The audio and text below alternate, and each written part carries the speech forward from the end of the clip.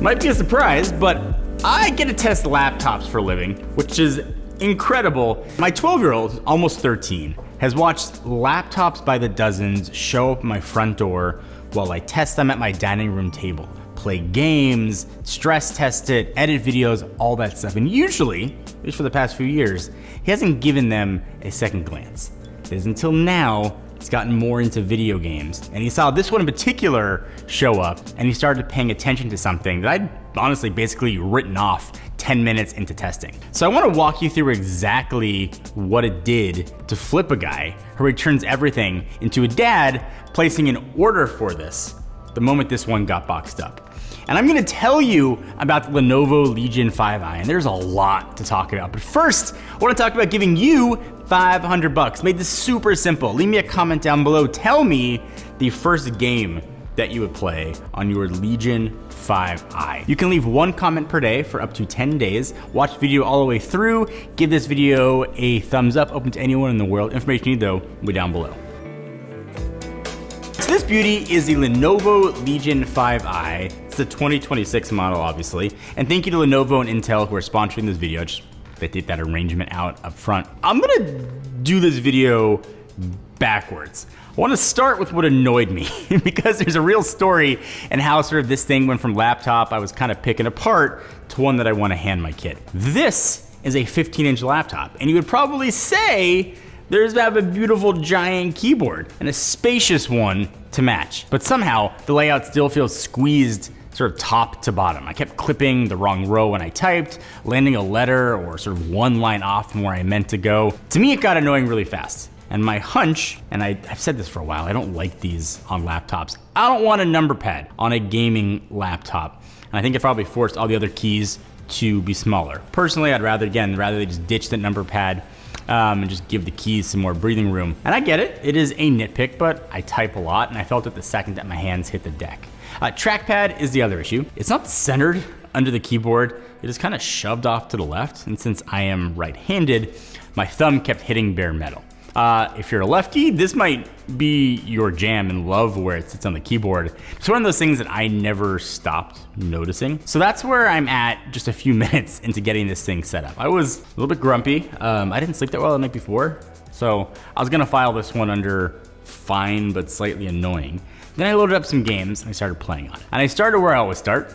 Probably know where this is going. Spider-Man Remastered. I love it. It's got a soft spot in my heart. It's kind of my opener for every machine that lands on my desk. And before I tell you how it ran, you need to know what's actually running it. So it's the Intel Core Ultra 9. It's a 290HX Plus, and it's got an NVIDIA RTX 5060 with 8 gigs of video memory, 32 gigs of system memory, and I have a terabyte of storage in there.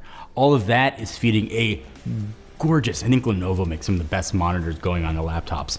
A 15.3-inch OLED at 2560 by 1600 and 165 hertz. So real gaming hardware in a body you can actually pick up, carry, and throw into a bag. The OLED matters a ton. I'm gonna come back to it. When it comes to testing, I like to test every game at their equivalent of like these 3 different graphic settings. So usually like maxed out, bottomed out, then I kind of go digging, tweaking for the sweet spot, kind of in the middle where it looks great and plays smoothly. That middle number is usually the one that kind of tells you how you actually live with this thing. So Spider-Man, cranked to max, ray tracing on, high-ish 90s FPS on average, swinging through the city, reflections in every window, and it held. So dropped it to the floor, and it jumped to 157 FPS. Where I actually landed was high settings with the ray tracing off, and I got a really consistent like 109 FPS. I didn't miss the ray tracing at all as I was swinging through Manhattan, but you can always turn it on if you want to. Then I went looking for trouble. Red Dead Redemption 2 maxed, ray tracing, the whole thing, 12 FPS. It was like this. Like, you know, when people do the strobe lights. That's not me trying to like dunk on this laptop either. I just want to be very clear. Red Dead maxed out of this resolution will just chomp up a 5060 with 8 gigabytes of memory alive every time. If I knocked it down to the lowest video settings, it climbed to a very playable 62 FPS.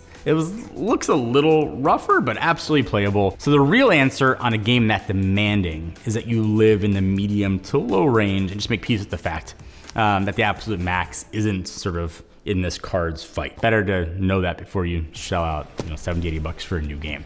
After that, I stopped being careful. Lego Batman, the new one, sounds like a softball. It is not. Stuttered at max and crashed on me twice. Then ran at 157 FPS second I backed settings off. So pretty good there too. And here's the moment that it got me. It was late. I've already got the numbers that I came for. I already got those FPS numbers. Benchmarks were done. Should have probably closed it up, finished my script, and put my notes together. Instead, I just kind of kept swinging. And at some point I realized that I'd stopped testing this laptop about 20 minutes earlier and just started playing it. And that was like a real fundamental turn. And that's where the review unit quietly became not a review unit, but a thing that you actually like. And then sort of that keyboard part I opened up with that I kind of complained about, I never thought about it once. Your hands are on the keys, I'm not typing email. The thing that drove me up the wall as a reviewer meant absolutely nothing to sort of the kid that I want to buy this for. And a couple of things you need to hear before you spend a dime, because I hit all of them. Push it hard, fans will get loud. When a game's really cooking, you will hear it, no question. The built-in speakers are fine. So between the fan noise and the fine speakers, you're probably gonna be on a headset regardless. None of that kills the deal for me. I just want you to know it going in.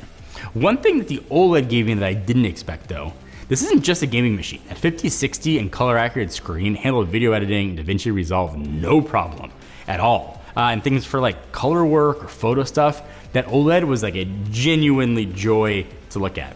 So a kid who games now and wants to start poking around editing or 3D modeling Blender down the road has somewhere to grow into. So where do I land? And the whole reason that I made this video. My son, who I've started allowing to play video games gradually, plays Fortnite, NBA 2K, MLB The Show, Madden, and lately he's been kind of buried in Spider-Man because, listen, it's summer and I'm letting him have a little bit more freedom there. Now look at that list. Not one of those is Red Dead maxed with ray tracing.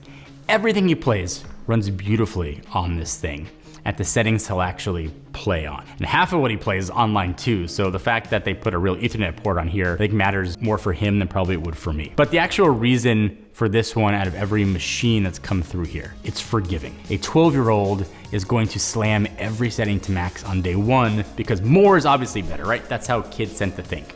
And plenty of laptops punish you for that. This one kind of shrugged it off. And he'll sort out his own settings without me kind of hovering. It's kind of fun to see him figure out how to tweak things. And I think most importantly, it's not overkill. I don't wanna buy a $5,000 monster for him so he can try to max out every settings. He doesn't need that. I'm not gonna give him something that he's just gonna outgrow in a year.